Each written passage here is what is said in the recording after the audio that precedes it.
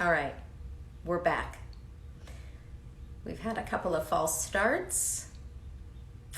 I'm hoping we can do it this time. I'm really happy you guys are here and sticking around. This was Trina's idea, and I was very excited about it. Excited to talk to her about her experiences in particular and ours together. All right, I still don't see her in the room yet, so I'll wait till she gets here. Let's see. Yes, I see her again. All right, let's see if we can connect. I know. Hi. Hello. Hi. Okay, so oh my God, what forces? now that you have connection, maybe let's stay right where we are Oh, I and am. not move too much. I want to Okay. make sure we can't see you because it's like you're still freezing. Am I still breathing right now? Just a tiny bit, but I think sometimes that happens when the phone first connects to Instagram Live and then it like settles down. Okay. Okay, All right. I I'm gonna can. sweat. I'm gonna be real frizzy and sweaty, but it's okay. No, no, do not. You look stunningly gorgeous. Do you still have the flower in your hair? It's gone. Lost the flower. That's okay. It But you was know what's really important? Behind me is a lot of turmeric. perfect. And you can tell us about what turmeric does because I don't know a single thing about turmeric. Good. Okay, so we'll just jump back into it. Thank you for everyone who's been here with us for these couple of false starts. Thank you, Trina, for suggesting we do this. Now, the last question I had asked you was, how would you describe our relationship on Boy Meets World? I would describe it as friendly. Yeah. I saw you as kind of a kid, and not in a condescending way. It's just that I was like grown with kids. I think it was 26 then, 27.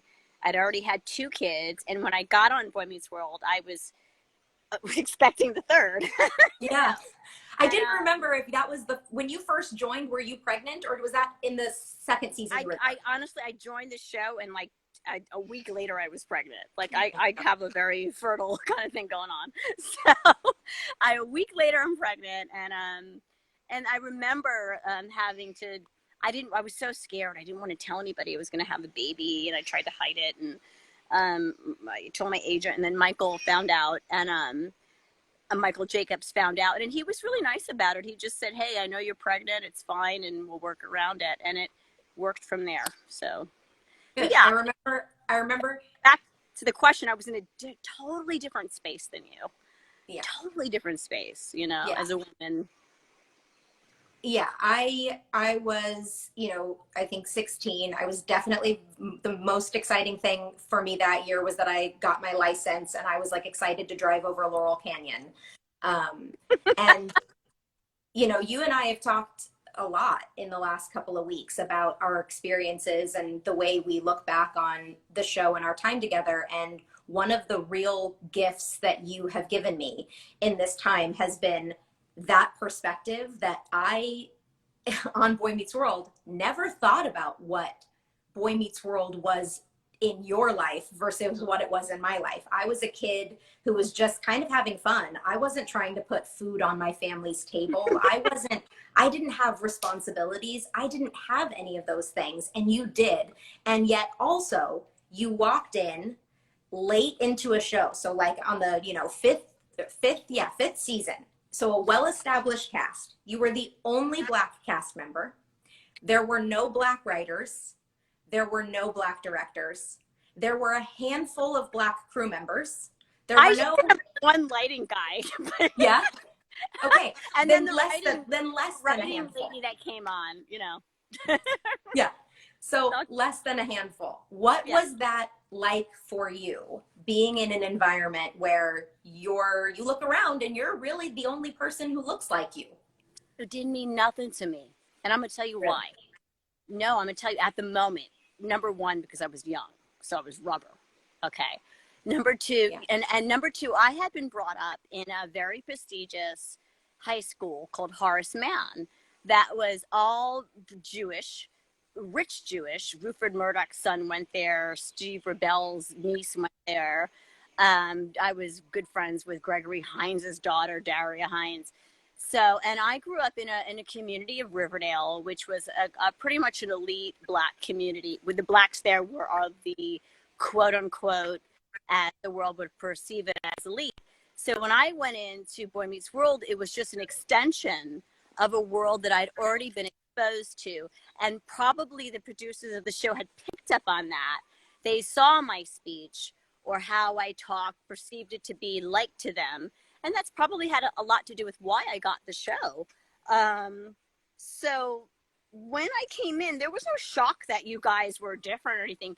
The shock is that I grew up in an environment because of the Horace Mann and then the school I went to before, which Manhattan Country School was a Jewish school that was built on the Ting and of post civil rights. You're equal. There's a problem here, but don't worry about kumbaya. So, and I didn't, I remember telling my grandmother I want to be this, and she looked at me like I was crazy. Like, what makes you think you could do that? But I just didn't think about it, and that's the beauty of youth. You don't think about a lot of things. So I started, and I pounded the pavement. So by the time I got to Boy Meets World, I had done a ton of guest spots. I'd done a lot of work. When I got to you guys, my training it wasn't, see, a lot of people say like, oh, you jealous of the white girl on the show. No, my training, but I was so grateful to get a spot on the show. Who gets the lead as a Black girl on any show? So it's like, here's the white girl. That wasn't even in competition with you, because that was way out of the dreams of perception for me. At that time, I was just so lucky to be there. There's no deep-seated jealousy of you in any way. It was more of a really sad acceptance of the fact that this is the white girl on the show, and this is my job, and that's it. So I had no personal problem with you. And I also saw you a teenager. And I was grown up. When I went home, it was like, let me take off my coat. I got to make this rice. I got to make this salmon. And you were like, probably, I don't know what you did, but you probably went home, flopped in your bed and thought about what you're going to wear to the prom. I don't know. Different experience. Yeah, that is. We had very different experiences in that regard. Yeah. And so, okay. So so Boy Meets World ends in 2000, and you and I agree we had a friendly relationship. We were not. Yeah, we were friendly. It wasn't even bad. It was like, hey, how you doing? I kind of, you tell me stuff and I chill and go on about what was really worrying me. And then, so cut to 15 years later, we see each other. You came by the set of Girl Meets World in the first season of Girl Meets World just to visit. And we saw each other there very briefly. We took a real cute little picture together, and then we went our separate ways. And then the following year, in 2015, you came to Girl Meets World as a guest star. Will you tell me what that experience was like for you? Well, I have to back up a little bit, okay? To certain things. One of the things I think that's been the biggest barrier of us having these really great discussions that we have now are listening through the ears of other people.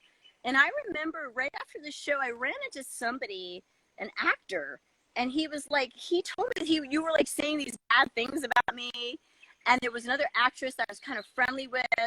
And then I saw her and she wasn't friendly. And I talked about it with a friend and they said, well, Danielle said this and this and that about you.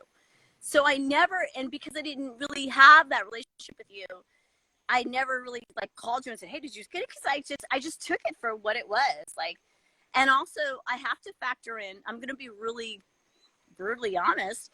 I haven't had a lot of great relationship, especially in my adult life with white women.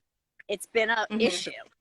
It's been, I get nervous. I'm going to be honest. I get nervous. I get a compliment. I'm nervous. My experience with white Caucasian women as an adult it just feels uncomfortable. It feels because didn't grow up with any kind of subservient thing. I walk in and I do feel like I've had a lot of instances, not you, where it especially happened when I started raising my kids in the school world. So getting back to you, I have that what I perceive that trauma in me. So now we aren't communicating for a couple of years. Some actress says to me, she doesn't like you. I take it in, I ingest it as truth without checking. Then I get when I got to the Girl Meets World set, what I did notice when I came on the set, no, I visited once. Okay, this is my experience. I'm going to be honest. But when I came on the set, I visited the Girl Meets World set. I had this white sweatsuit, and I saw you, and you had like crimped hair, and we took. Yeah, I said, oh my God, I took a picture. But the set was so like it wasn't the 90s. It was like, hey, here's the food. What's up? Even in the 90s when there was dysfunction, there was still a core of let's get back to like fuck that bullshit. We're gonna be family, you know. And this was happening on Girl Meets World. I didn't feel that. I didn't sense that. Even if it was illusion in my mind, it just wasn't, happening. And when I got to Girl Meets World, I felt like the crew, there were a lot of PAs that were probably, I know, felt like they were for free. That they have this like millennial attitude. I love you millennials, but you know what you do. So you'll have that attitude a little bit, and then it just seemed cold. It just seemed like I couldn't talk. I couldn't talk to Lori, the hairdresser, like I wanted to. I couldn't be like to Michael and be like, "What do you think?" Even Ryder was guarded. I couldn't be like, "Hey, Ryder, let's change this, and let's change this line and make everyone laugh and accept what we're going to change it to." Like I couldn't do any of those tricks that made it so much fun for me in Boy Meets World, and it was hard. For me, it was hard. I don't like that stuff. I like family. I like, and it wasn't that. It was times we were changing. That's pretty much it. So I didn't feel great. All right. So when I saw you were under that vibration also, and I took it personally. Well, yeah. I mean, by the way, it's not just that I was under the vibration. You're giving me too much credit, to be honest. It's not just that set was the Girl Meets World set. Definitely had a different. What? Say that again. I'm just saying I'm an empath. I kind of. Sorry, you cut out. What'd you say? Go. I'm saying I tend to do that and have empathic qualities. Thank you. I totally get it. That set was definitely a different environment. It wasn't the same warm environment that Boy Meets World was. Girl Meets World had a lot of power struggles. And at the time that you came and were guest starring on the show, I was, as you know, because I've told you this privately, I was going through a divorce. And so my whole personality changed. I became withdrawn. I stopped eating lunch with the cast. I didn't go to like Christmas parties. I spent all my time in my dressing room. I was on my phone. I was involved in my own drama. I lived in my own little world, and everybody who knew me knew that something was going on. And unfortunately, if you had been there every week, you would have seen, oh, Danielle was this way at one time and is now acting this way. It must be something else. But will you tell people, because I don't want to put words in your mouth and I don't want to talk about it from my perspective, will you tell people specifically what happened when we did see each other on Girl Meets World? Uh-oh, I can't hear you. Wait, I can't hear you. Actually honest here, okay. Okay, good. I can hear you again. You cut out for a second. Okay. Now? Yes. Yes. Okay. Yes. This is on my perspective, as I remember it. Yes. I had a sweatsuit and a wig. Oh, you were wearing a wig? And I see you, and I was weary of seeing you.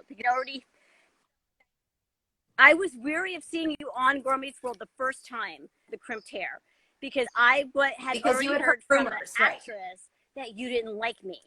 So when I had rumors. One thing you said to me bugged me out, and it was in popping, but I'm going to ask you now live. You said, "Hey, how you doing?" And then under your breath, you kind of said, "What are you doing here?" Oh. And you probably, but because I had that in my head it was like amplified. Like, what do you mean? What am I doing here? I'm right. coming to visit the show. I'm coming to see what's going on. And I don't know. I don't want to put words in your mouth of how you felt, and you may not, but what are you doing here? It cut through me, like, it cut through me because, like, I shouldn't over her. Here comes another person of Caucasian persuasion, white, that has a problem. I show up, and how I took that, those little words you said of where I don't know what you meant by that, but I took it in like, okay, bitch, what the fuck you mean I'm doing here? But it's okay, because that's kind of what happens. Husbands, wives, friendships, sisters, brothers, those little things you say, sometimes people have things in your mind and it's stupid. Well, first of all, I know that, as I told you, I was going through divorce, and I wasn't expecting to see you at that time, because I think when I saw you, it was the night of the we were doing cast introductions, right? Wasn't it right before it was right before the cast introductions. I hadn't seen you all week.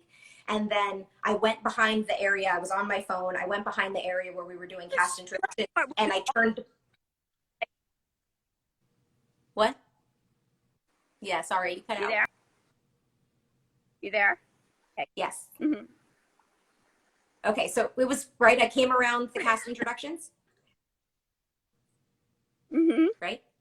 Okay, so I came around the corner, and normally, at least as far as I remember, I wasn't expecting, I didn't know you were going to be doing cast introductions. So my first feeling was, when I turned the corner, I wasn't expecting to see you there. I was used to turning the corner and it being just our normal cast. It doesn't mean that it wasn't a rude, to be honest, I don't remember saying it, but I know that I did, because you're telling me that I did. Asked to do cast I'm sorry?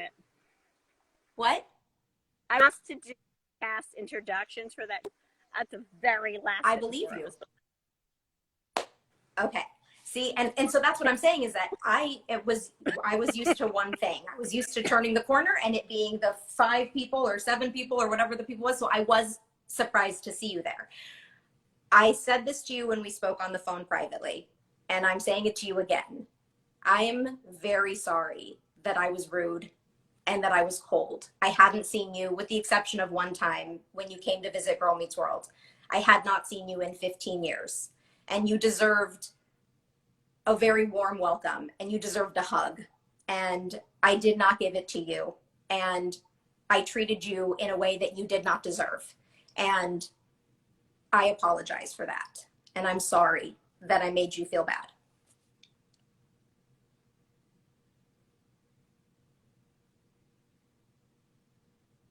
Can you hear me? Hello? I don't know if you can hear me. Is she typing? Maybe she's typing a message, because I don't know if she can hear me.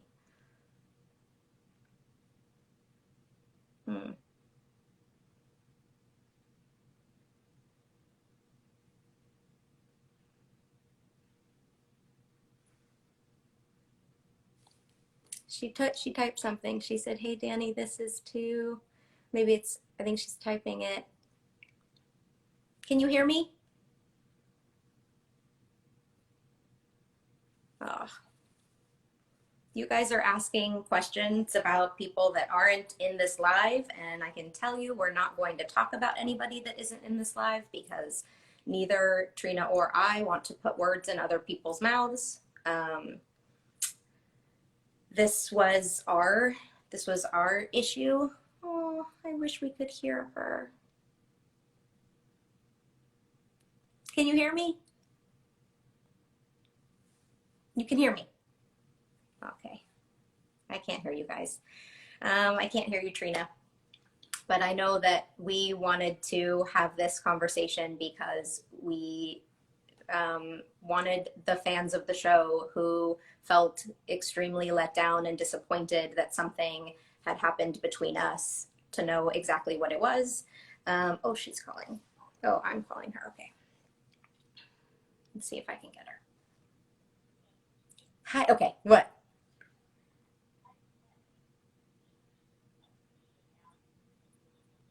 I know.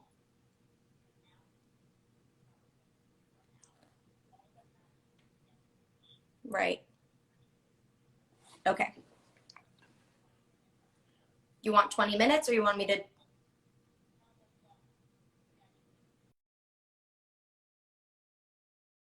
Okay.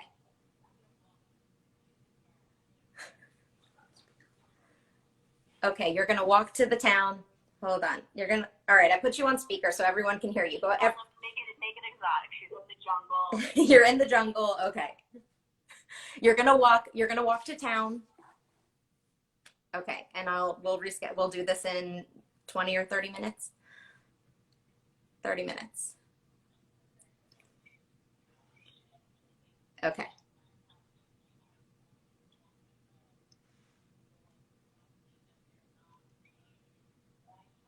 Hey, you know what? Why don't if being that hold on, why being that you that I can hear you, why don't I just put you on speaker and we can have like we then you don't have to worry about going into town and we can have this conversation on speaker. Okay. All right, great. Hold on. All right. You are now on speaker. Okay. Can everyone let me know if you can hear her? Trina, go ahead and talk. Okay, I'm here. Yay. Can you guys all hear? Yeah, so what's the last question? Okay. No, so I didn't know if you heard me, but I apologize to you again. And I'm sorry that I did not give you the welcome and the hello that you deserved. And I'm sorry that I treated you that way because you do not deserve it. And I wish I could go back and do it all over again and give you a big bear hug. And when COVID is all over, I know that we will get together and we will do it the right way. Honestly, I think you're like a bomb-grown woman. Like, I like you. It's hard to be like, I hate this bitch. Well, you know what's funny is that I feel like for both of us, because I mean, maybe this is actually just a selfish way of feeling. I feel like we're at ages now where we can both like our friendship could be really real. Like, first of all, you and I talked, and right after we talked one time, I texted you and I was like, do you mind if I ask you questions occasionally about like kid advice? Because first of all, you've raised 3 grown spectacular children. And so anyway, I'm looking forward to now that we're in a place where we can actually have a grown woman friendship. No, the last couple of conversations with you, no lie, I've like been really impressed. Like, and I was like, it's bugged out because I would love to be mad at you. I really don't love to be mad at you, but I can't find it. Yeah. And that's really truthfully speaking. Yes. You know, really, you're real cool. You're a very conscious person. Thank And you. that's Thank you. And you are too. I appreciate a lot of things about you. I appreciate the sense, first of all, that you have no problem being very direct and extremely honest. It's the only way I think people learn and grow and change. And you, you know, being perfectly honest with me about what I said and how I treated you and how it made you feel was a really good learning experience for me. And I'm, you know, I wish that, I just wish that things had happened differently in that one experience. But I want to get back to time.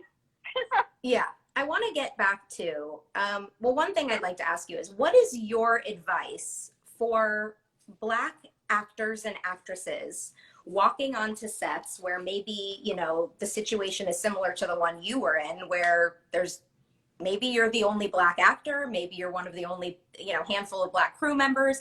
What is your advice for people in that situation? And the second part of the question is, where and how would you like to see the entertainment industry evolve and go from here? Okay, I gotta give a or I like to curse, so I'm going to curse a little bit.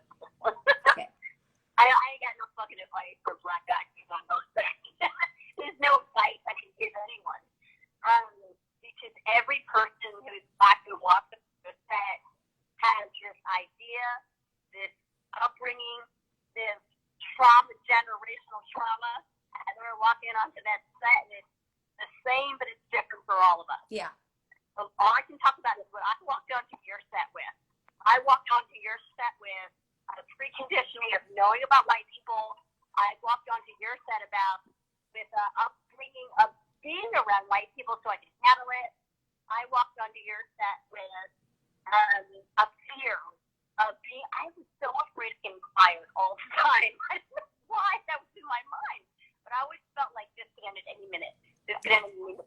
So I can't give nobody no advice about nothing. All I can say is figure out how to survive and don't let your mind fuck you up, and don't get into. This is actually something I was studying this morning about bitter prisons and how you can get into a mindset where you feel everyone is against you, and that can be your prison. So if you want to go beyond I'm the black girl on the show, you got to look a little higher and say, I don't want this bitter prison. And that's, as a grown woman, what I've evolved to learning. But at times, I couldn't, in that moment, there's nothing I can offer at 26. Yeah. So that's that, you know. Yeah. Well, and I think all of that is that's obviously valid, but I would also like to add that one of the other things that this experience has taught me has been in this like extreme time of growth and learning. I have looked back on with different eyes about what your experience must have been like. And while we were friendly all those years, I was not in any way, shape, or form at 16, 17, 18 an ally.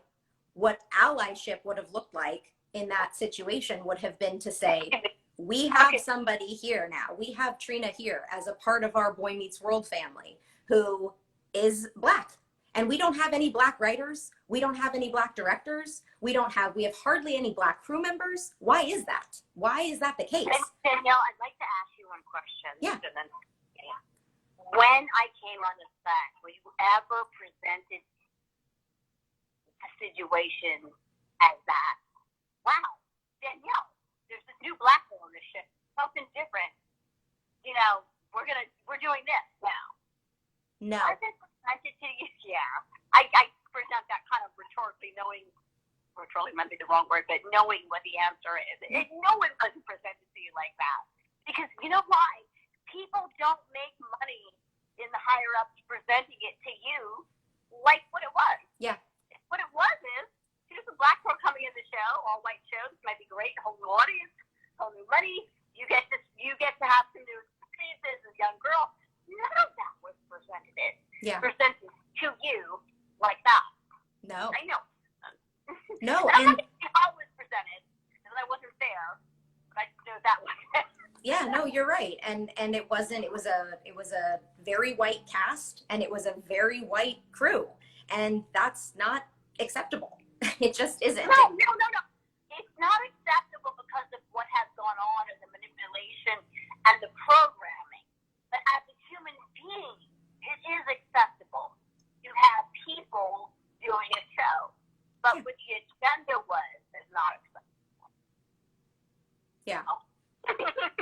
Yeah, I'm going to be honest, I don't necessarily know that I understand exactly what you're saying, so I'm going to ask you to elaborate so that I don't just pretend that I understand. I can't elaborate that, and I can't make you understand that, but I know there are people, y'all will know what I'm talking about, let's leave it at that. Okay. Yeah. Okay, great. Is there anything else that you would like to talk about regarding either your experience with me on Boy Meets World or on Girl Meets World, or is there anything else you feel like you haven't said, or that in the things that have been said, maybe in some of the other articles that you feel like were not true? Yeah. Okay. Let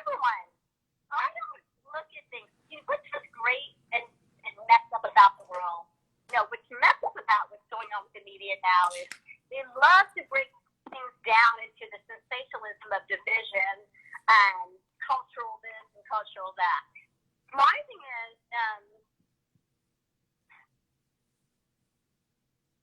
I never, in any of my statements, said, Danielle Fishel is the racist.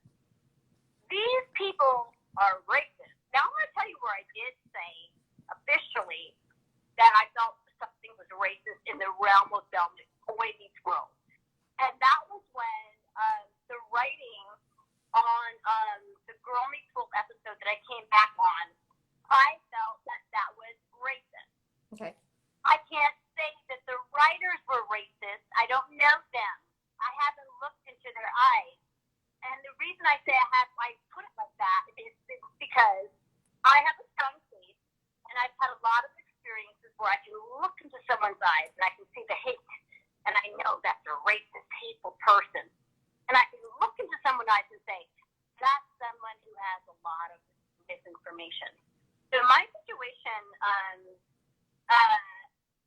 with you and with the other cast members was a situation where I stated exactly what happened, and then the media came and said, Trina McGee has to deal with her, whatever the hell they put it, racist, what they wanted to uphold.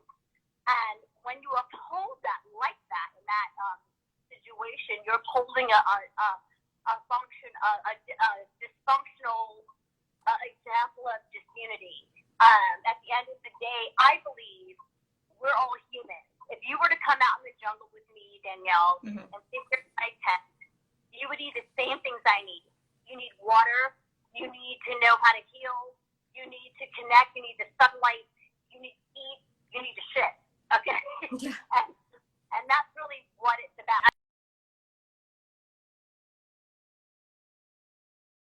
I feel that the media has really twisted a lot of things to suit headlines. So let me be point blank on what I say and how I take accountability for where I'm at. Okay.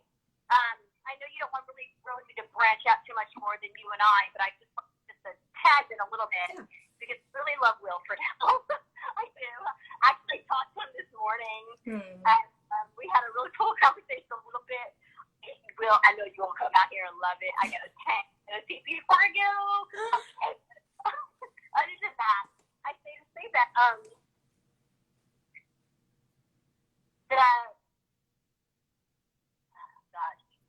bring me back, Danielle. No.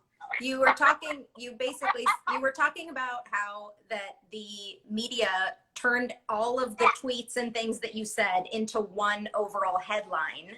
Yes. Okay. So so just not to go too far in Will. Just my feeling with Will was that was a real dumb joke from a person who hasn't been around white people. I mean black people. That was a real dumb joke from a person who hasn't been around black people, and that was kind of it. Everyone knows the difference. Everyone knows the discerning. Everyone knows the DNA racism, what's born in you, what makes us feel better about a person that's been taught to us. These are things everybody needs to relearn and to come to a place of empathy, if you wish to come to a place of a better world, of not leaving people out. And that's really what it's all about. So, yeah. I'll be back. I'm saying, I'm repeating a little bit of what you said. So, Will Fridell, you came out and you talked about, it was Will Fridell who made, what your words, a joke, a stupid joke that should. Yeah. And what I'm really trying to say is that people know the difference between someone who is uneducated, someone who has some teaching that is bad, and someone whose heart has been turned. Yeah. There's a difference between a heart turn and miseducation, and that's why I agreed. Let's go on live together. I've been taught a lot of things about people of a different color of mind, not only white, Asian, whatever. I talk out my mouth all the time about different races. Mm-hmm. I'm no better than anybody else. I'll sit here and I'll tell you about how they're going to be in this. I'm no different from everybody else. What counts, even in our joking and our private conversation, is how we would take that to a level of hatred, and that demon gets in the eyes and shoots out to people. That's wrong. Yeah. A joke or an observation of a culture is one thing. Know the difference. Yeah. You know, between that and I would have stopped you from living. Yeah. You know, and that's what I really, I really don't like it. I'm going to stand by that. People, I've got a lot of flack from blacks and white. You take white racists, what I define as white racists, me personally, will say, oh, you're too sensitive. Why do you ruin these people's career and you want to mess them up? Why would I ever want to mess these beautiful kids up that I love? That's my intention. But I got to tell you, again, going back to some of the misconceptions, non-communication, disunity, perceived, racism, and then all of the stuff this is a 16-year-old kid to now, this one white woman don't like me. Okay, how did I get from here to here without talking to you? Yeah. Okay, that's the thing. Right. So, I say that to say that really when you read these headlines, when you read these things, just don't focus so much on the situation. Focus on how that would just unify you from a person and having a conversation. The heart is the heart. And I believe if I put the biggest racist here in the alley and sat in front of my turmeric, that he would break out his eye and love me. And I know I'm crazy for thinking that, but I really do. Well, I am really very grateful that you wanted to do this and that you suggested it to us. I hope that it was enlightening for other people as well. It certainly was enlightening for me. And I think that we are all we're in a great time of learning and of growing. And we need to talk more. Exactly. And like you said. Danielle, I wanted to say one thing that I don't think people know, okay? Yeah. And I wanted to say this not as anything, way of you feeling any guilt or like anything's on you. It's society and how it goes. When I got cast for Boy Meets World, let me tell you where I was. I'm going to come back to 6 months before. You're talking about Trina McGee, just did a movie with Alone, which was, in short, without detail, an extremely misogynistic experience in a foreign country.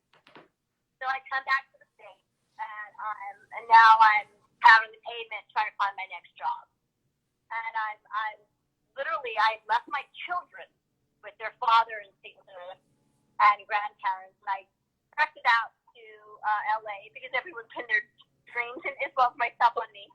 And I stood in the hotel for about 18 months. It was 18 months before I got that next job. Wow. And it was traveling back and forth, and I sat in the hotel, and I used to watch Boy Meets World all the time.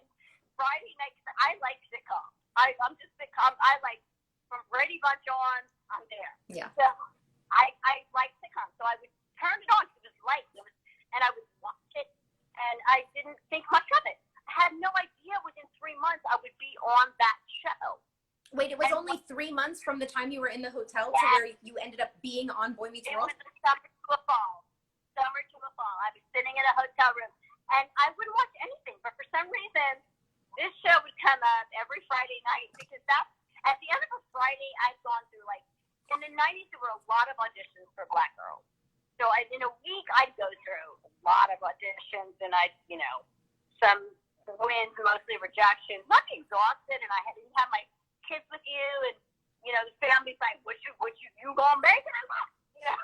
Kind of thing. And that show would come on, and it would be a lonely Friday night, me in the room, this cheap hotel, and literally weeks before, God's good, my God's good, and before that happened, and it didn't just happen. Wow. You have to know, I auditioned once. No, let me just quickly tell you the story real quick so people know. I went into the audition for Boy Meets World, and I was told I was not funny and I was no good. And then I went back to my agent, and I said, God, I don't know.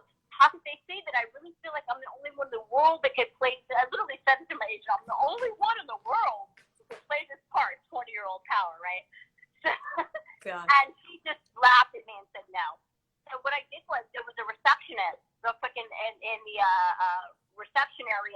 a rebel.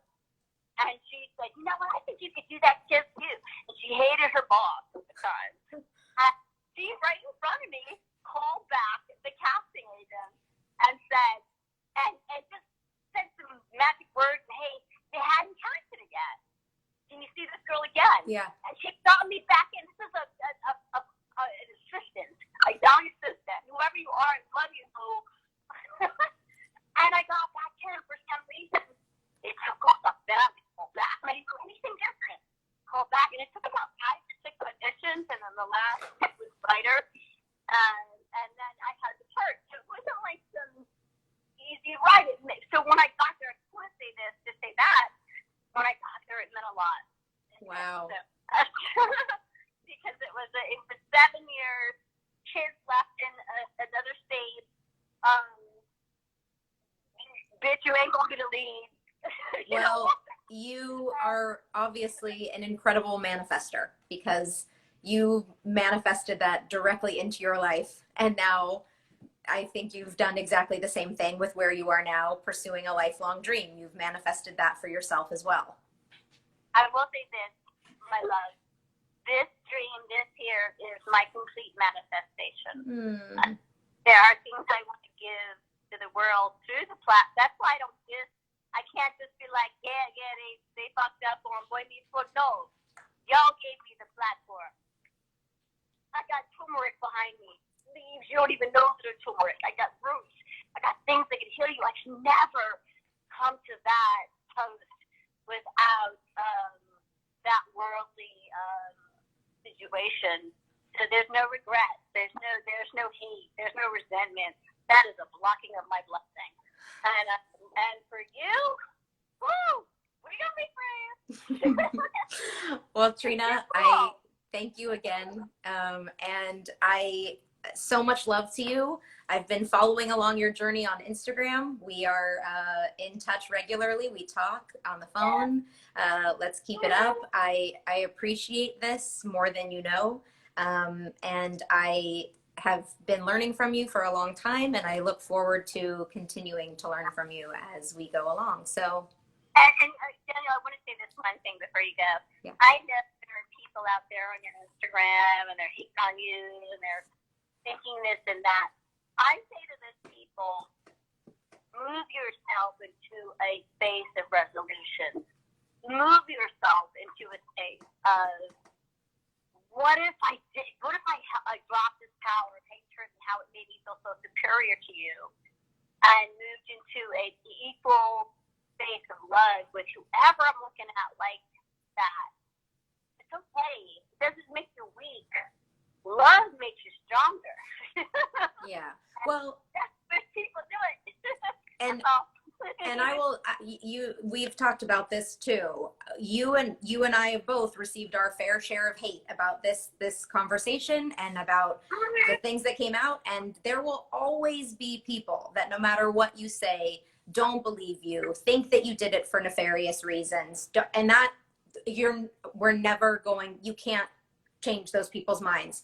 I will tell you that, of course, it hurts to anytime somebody wants to call you a racist on the internet, and when it's not true, that hurts. But I will say that all that really mattered to me at the end of the day, and I said this to you when we spoke, was that you understood where I was coming from, and even though it wasn't right, and there are no excuses for the way I treated you, you accepted my apology, and all that mattered to me was that God and you.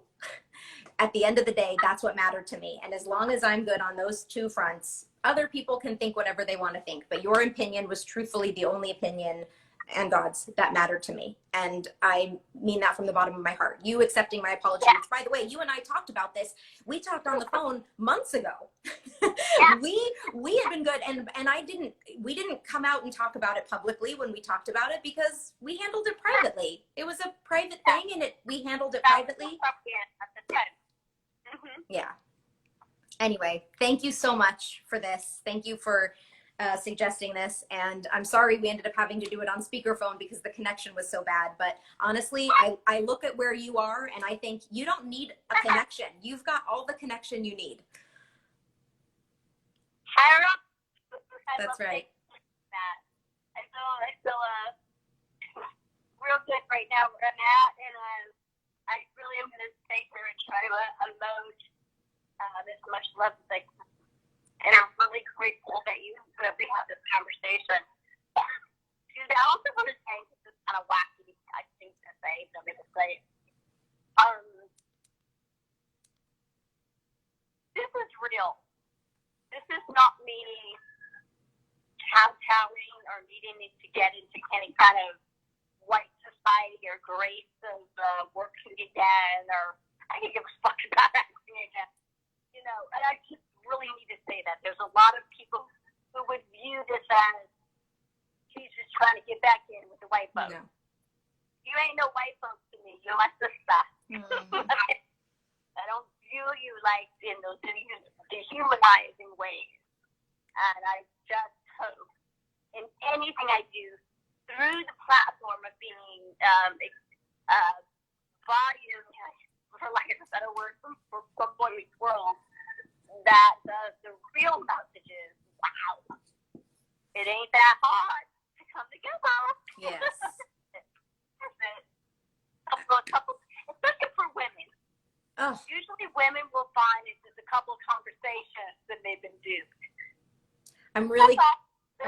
I'm really glad you said that too, because that's the other thing that is important is like in this time where we are as a country and we are so divided, what really bummed me out is that there was this perception that you and I were still divided, super divided, that it wasn't about a one bad encounter. It was that we didn't like, it was positioned as though you and I. We don't know each other divided like that, you know?